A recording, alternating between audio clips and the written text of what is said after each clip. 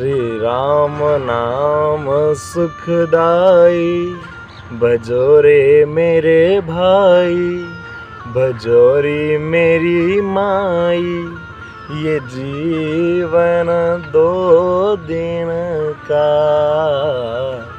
राम नाम सुखदाई, भजो रे मेरे भाई, ये जीवन 2 दिन का।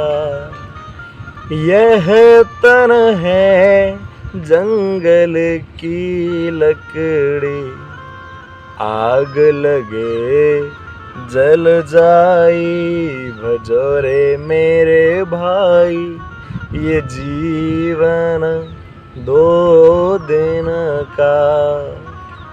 ये जीवन 2 दिन का। राम नाम परम सुखदाई। सत्संग सत्र के 5वें दिवस में आप सभी का हार्दिक स्वागत, अभिनंदन। सभी को राधे राधे, जय श्री श्याम, जय श्री राम।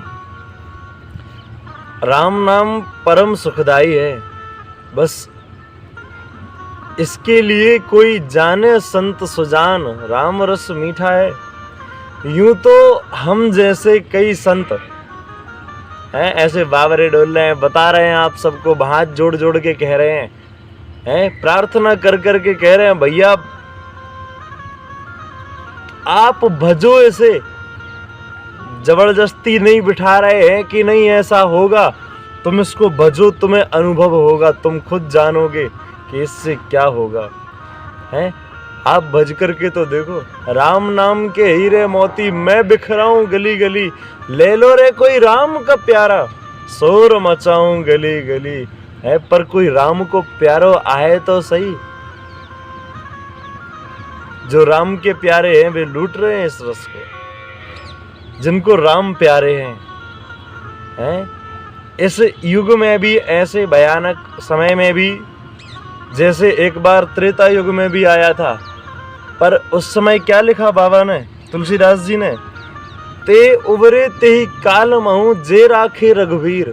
जिनने रघुवीर को हृदय में रखा वे उस काल में भी उबरे, और वे इस काल में भी, भले ही कैसी भी परिस्थिति आ जाए, इसमें से भी वे उबर जाएंगे, क्योंकि जे राखे रघुवीर। जिनने हरि को रख लिया है वे या काल से बचे रहेंगे।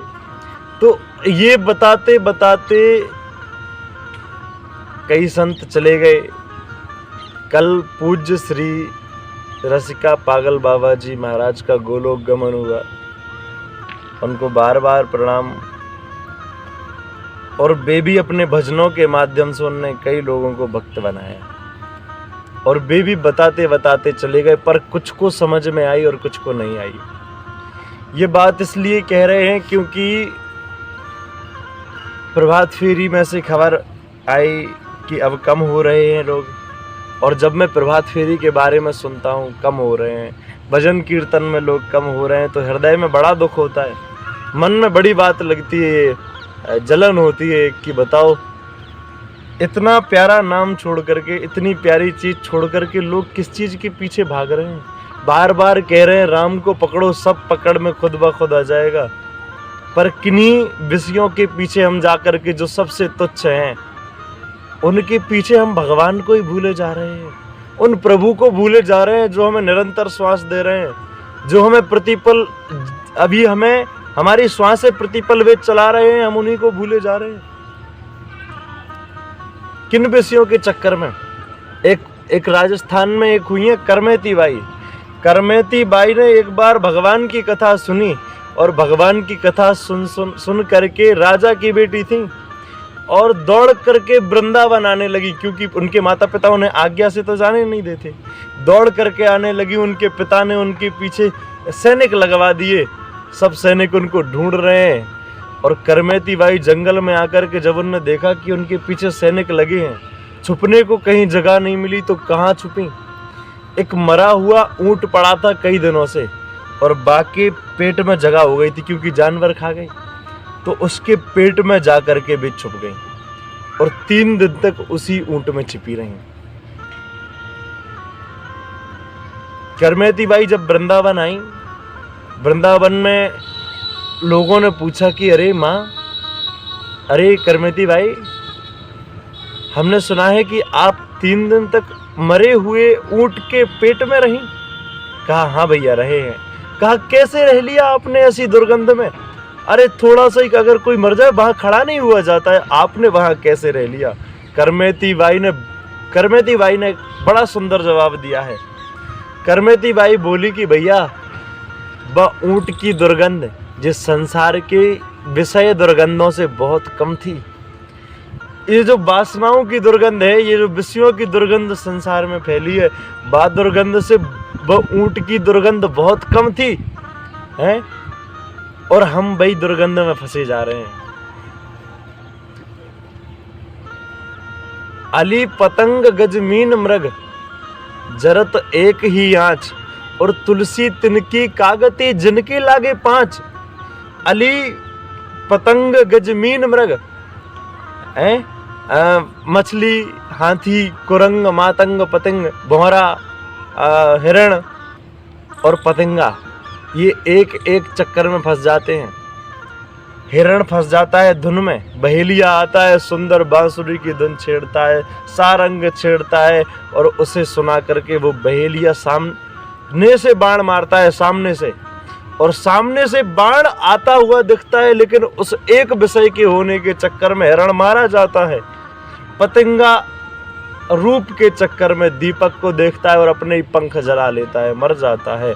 भौरा शाम को कमल में जाकर के बैठता है, रस लेने का प्रयास करता है, शाम होते ही वो कमल बंद हो जाता है, और बंद होता है तो वो भंवरा उसी के अंदर रह जाता है। सोचता है सुबह होगी, कमल फिर खिलेगा, मैं फिर चला जाऊंगा, लेकिन शाम को एक मतवाला हाथी चल करके नदी के पास आता है, और वो उस कमल को अपने सूंड से तोड़ लेता है, और तोड़ करके उसे अपने मुंह में ले लेता है, चबा जाता है।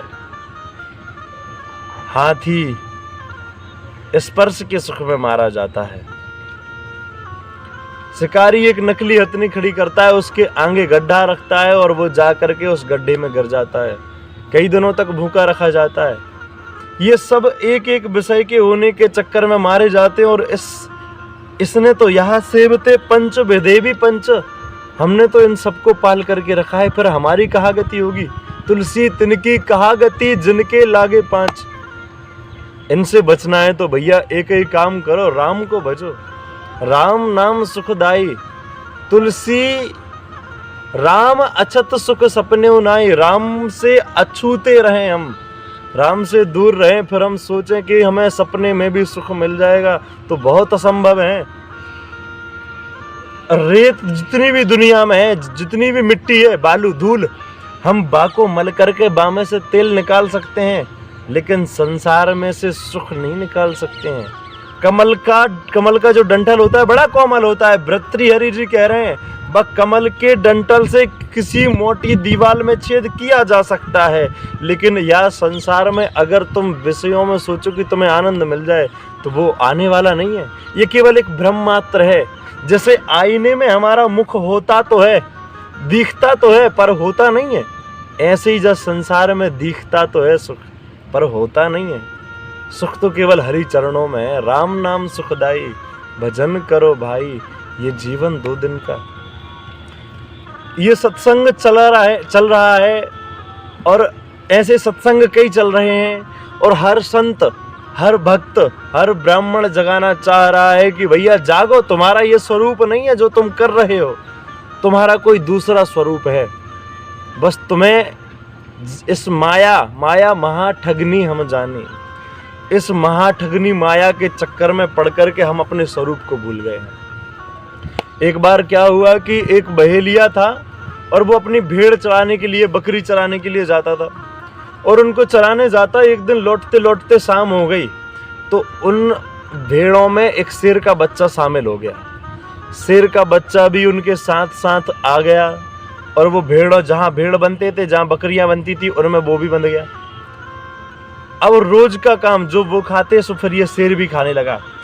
भेड़ उनको बहेलिया वो चराने ले जाता तो वे सब भी उसके साथ चरने जाते, शेर भी जाता चरने के लिए। बकरियों में सांटे लगते, इसमें भी सांटे, डंडी लगती है, ये भी उनके साथ सहन करता था, और उनके साथ उन्हीं जैसा हो गया।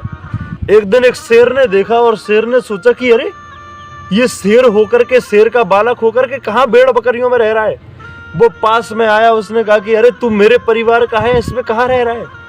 उस शेर का बच्चा बोला कि अरे हम तो इनके ही परिवार के हैं, इनके ही साथ रोज जाते हैं, रोज आते हैं, रोज खाते हैं, रोज पीते हैं, इनके ही साथ रहते हैं। अरे हमारा परिवार ये है, हम आपके परिवार के नहीं है। उस शेर ने कहा कि अरे तुम मेरी बात मानो,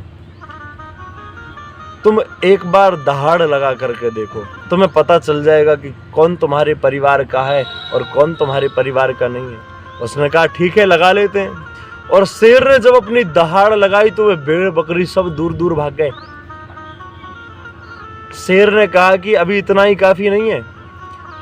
उस वो छोटे शेर शावक को लेकर के गया एक नदी के किनारे, और नदी के किनारे ले जा करके उसने नदी में उसका चेहरा दिखाया, कहा देखो तुम कौन हो, तुम्हारी शक्ल हमसे मिलती है कि उनसे मिलती है। और उस छोटे शेर शावक ने जब देखा तो वो भी देख करके आश्चर्य में, अरे हम तो अपने आप को पहचान नहीं, हम तो आपके जैसे हैं, हम कहाँ उस चीजों में फंसे थे। ये केवल उसकी कहानी नहीं है, हम भी इस संसार में भूले हुए हैं इन विषयों के साथ, विषयी लोगों के साथ, कि हम कोई और हैं, कोई शेर रूपी, जैसे वो शेर आया बा को जताने के लिए, ऐसे ही कोई संत, कोई महात्मा, कोई महापुरुष हमारे जीवन में आते हैं। वो कहते तू इनका परिवार का नहीं है, तू उनके परिवार का है, ईश्वर अंश जीव अविनाशी, तू मेरे परिवार का है। कहा हम कैसे माने, हम तो इन्हीं में रहे, हम तो यही हैं। संत कहते हैं कि तू एक बार राम नाम की दहाड़ लगा करके देख, तू कृष्ण नाम की, राधा नाम की दहाड़ लगा करके देख। और जब वो कृष्ण नाम का कीर्तन करता है, वो प्रभात फेरी करता है, वो सत्संग करता है, तो उसे दिखने लगता है, क्योंकि वे विषयी लोग दूर जाने लगते हैं। और वे विषयी दूर जाते हैं तो वो कहता है अरे भैया आप तो सच्ची कह रहे थे, हम तो इस परिवार के, वो कहते हम तो इस परिवार के नहीं है, ये तो दूर जा रहे हैं। शेर कहता है, कोई संत कहता है कि अभी रुको, अभी और दिखाना है तुम्हें। फिर वो लेकर के जाता है उसे सत्संग रूपी आईने में दिखाने के लिए, और सत्संग हमारे मन को दिखाता है, हमारी मन की प्रवृत्ति दिखाता है? तोरा मन दर्पण कहलाए, तोरा मन दर्पण कहलाए, भले बुरे अपने कर्मों को देखे और दिखाए, तोरा मन दर्पण कहलाए। सत्संग में जाने से हमें अपनी मन की प्रवृत्ति पता चलती है, अच्छा बुरा पता चलता है। और हम जब सत्संग में अपने आप को जानते हैं, अरे ईश्वर अंश जीव अविनाशी, हमें सत्संग से ही पता चलता है कि हम बेकारिक नहीं हैं, हम राम के हैं, हम काम के नहीं हैं, हम राम के हैं, हम भोग के नहीं हैं, हम योग के हैं, हम देह के नहीं हैं, हम देव के हैं। ये बात हमें सत्संग से पता चलती है। उस सत्संग में जब वो शेर देखता है छोटा सा, तो वो बात से कहता है कि हम तो गलती हो गई, हम तो आपके ही थे।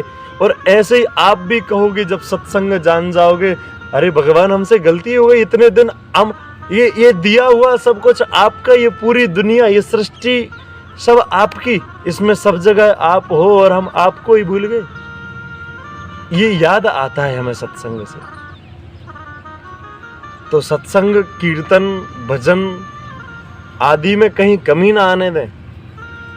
प्रभात फेरी वाले लोग सुन रहे हो, जिनके यहाँ प्रभात फेरी चलती हो, बिनते हाथ जोड़ के प्रार्थना, ठंड भी तुमसे हार जाएगी, तुम प्रभात फेरी में जाने का ठानो तो सही है। ठंड कुछ नहीं है। एक संत जी थे और रात्रि में कीर्तन हो रहा था, एक भगत ने पूछा, अरे बाबा आज तो बड़ी ठंड लग रही है। संत जी पूछे, कौन सी ठंड? अरे वह तो हर साल आती है। वही ठंड कह रहे हो ना, जो हर साल बार बार आती है, जो 2-3 महीनों के लाने। अरे वो वाको काम है, वो आती है भाई, अपनो काम करन दो, हमारा काम है कीर्तन करने का, हम अपना काम करें, वो ठंड को अपना काम करने दो। तो ये ठंड हर साल आती है भैया, जाके चक्कर में अपनी राम धुन ना छोड़ें, अपनी कृष्ण धुन ना छोड़ें, प्रभात फेरी ना छोड़ें, सत्संग ना छोड़ें। प्रयास करते रहें कहीं से हमें सत्संग मिलता रहे, भजन कीर्तन मिलता रहे। आप सभी से यही प्रार्थना भैया, और जामे ही सुख मिलेगा, क्योंकि राम नाम सुखदाई बजोरी मेरी माई, बजोरी मेरी बहना, बजोरे मेरे भैया, ये जीवन 2 दिन का, ये जीवन 2 दिन का।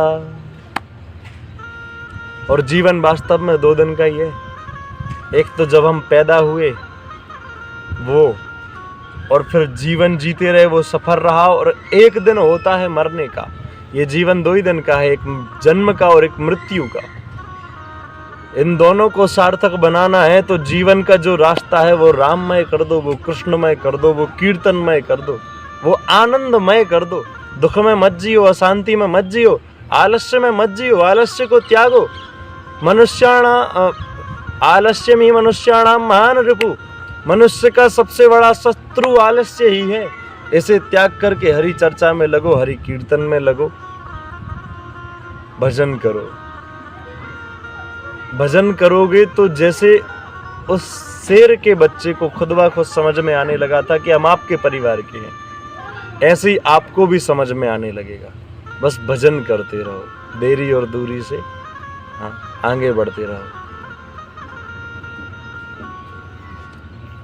आज लाइव की प्रक्रिया नहीं बन पाई है, वो आगे बनाने का प्रयास करेंगे। अभी जब तक छोटे छोटे सत्संग ही डालने पड़ रहे हैं, इनका ही आनंद लें। और हम तो एक बात और कहते हैं, अगर कोई भी शब्द अपने जीवन में एक भी उतार लिया जाए, 1 मिनट का भी उतार लिया जाए, तो भी हमारा कल्याण हो जाएगा, तो भी हमारा भगवत प्रेम हो जाएगा। एक कथा और मन में आ रही है। एक वचन को मान करके गुरु के कैसे वैराग्यवती ने भगवान को पा लिया, और वो शायद YouTube पर उपलब्ध भी है, आप उसे देख सकते हैं। और वीडियो बड़ी ना हो इसीलिए उसका भाव अभी नहीं, आगे सत्संग में बताते रहेंगे। बस आप सभी से प्रार्थना है, सत्संग में भजन में लगे रहो, कीर्तन प्रभात फेरी करते रहो, जैसे तैसे बने। हरि को मत विसारो, कहते रहो हे हरि हम आपके। जय श्री राधे, जय श्री श्याम।